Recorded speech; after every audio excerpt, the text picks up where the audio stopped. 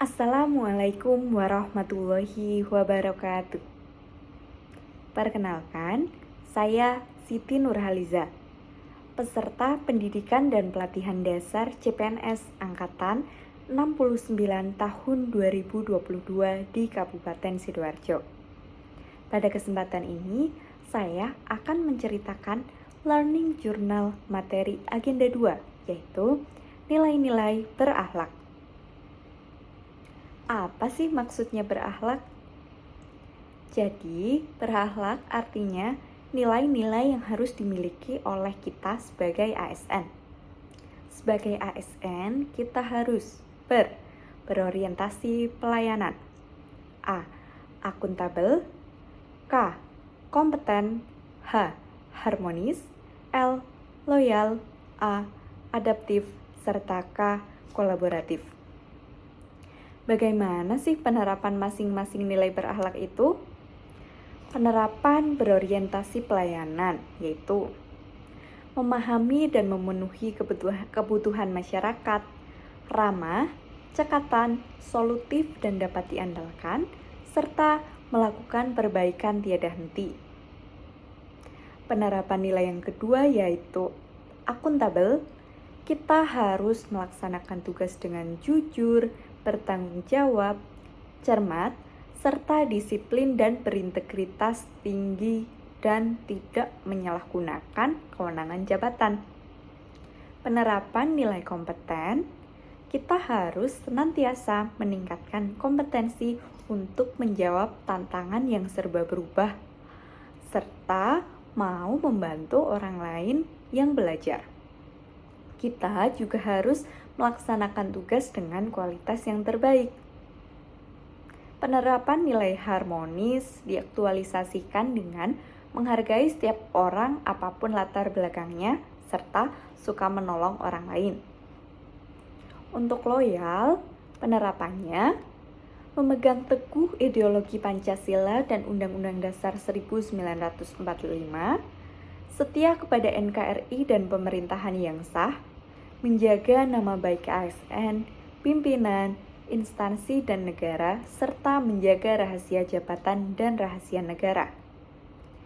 Adaptif.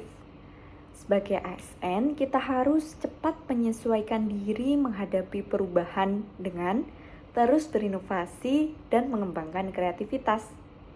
Lalu, kalau kolaboratif, sebagai ASN tentunya kita harus memberi kesempatan pada berbagai pihak untuk berkontribusi.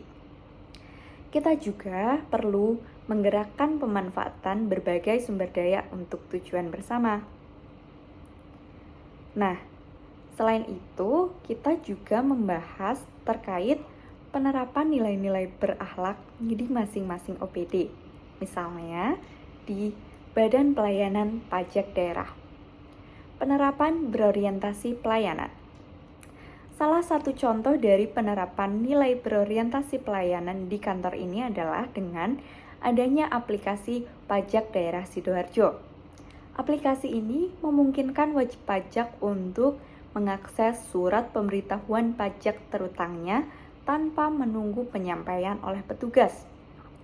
Di aplikasi ini juga terdapat menu untuk mengecek tagihan PBB baik tahun berjalan maupun tahun pajak sebelumnya.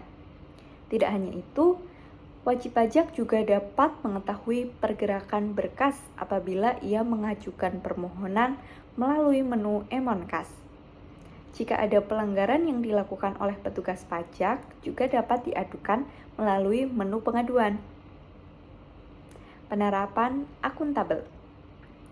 Pegawai BPPD dalam menjalankan tugasnya didasari oleh peraturan perundang-undangan yang berlaku dan tidak seenaknya sendiri. Pegawai BPPD dituntut untuk bertanggung jawab dan berintegritas tinggi karena di BPPD rawan terhadap pemberian gratifikasi dan korupsi. Pegawai BPPD juga diberikan wewenang dalam mengatur nilai pasar dan dilarang menyalahgunakan kewenangannya untuk menurunkan nilai pasar karena dapat mengecilkan pajak yang dibayarkan dan merugikan negara. Penerapan nilai kompeten. Pegawai BPPD memiliki kompetensi yang mumpuni terkait tupoksinya. Salah satu contohnya dengan melakukan penilaian individu apabila terdapat objek pajak yang melakukan penambahan luas bangunan, memiliki bangunan baru. Penilaian individu yang pernah dilakukan yaitu pada beberapa perusahaan, bandara, jalan tol, serta objek pajak milik orang pribadi. Dengan penilaian individu ini akan didapatkan nilai jual objek pajak tanah maupun bangunan yang terbaru, sehingga pajak yang dibayarkan menjadi lebih sesuai. Harmonis. Pegawai di lingkungan kantor BPPD, terutama subbidang PBB, memiliki rasa kekeluargaan yang tinggi. Setiap hari, sambil mengerjakan tupoksinya, masing-masing pegawai sering bersenda gurau agar suasana tidak tegang. Baik pegawai senior maupun junior dapat membaur sehingga terasa dekat. Penerapan nilai loyal. Pegawai BPPD dituntut untuk selalu memegang teguh rahasia jabatan, seperti harus berhati-hati ketika mengunggah foto di kantor karena terdapat berkas wajib pajak. Pegawai BPPD juga dituntut untuk menjaga nama baik ASN maupun instansi dengan cara menghindari korupsi dan meningkatkan pelayanan kepada masyarakat.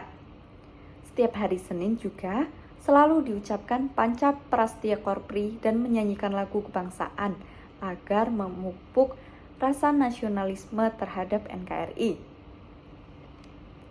Penerapan nilai yang ke-6, adaptif. BPPD terus melakukan inovasi, salah satunya yaitu pengajuan mutasi SPPT PBB yang dapat diajukan secara online melalui WhatsApp. Dulu, setiap wajib pajak yang bermaksud mengajukan perubahan nama di SPPT, menggabung beberapa SPPT menjadi satu, atau memecah satu SPPT menjadi beberapa, harus datang langsung ke kantor pusat BPPD. Padahal, syarat yang diperlukan biasanya belum selalu lengkap dalam kunjungan pertama.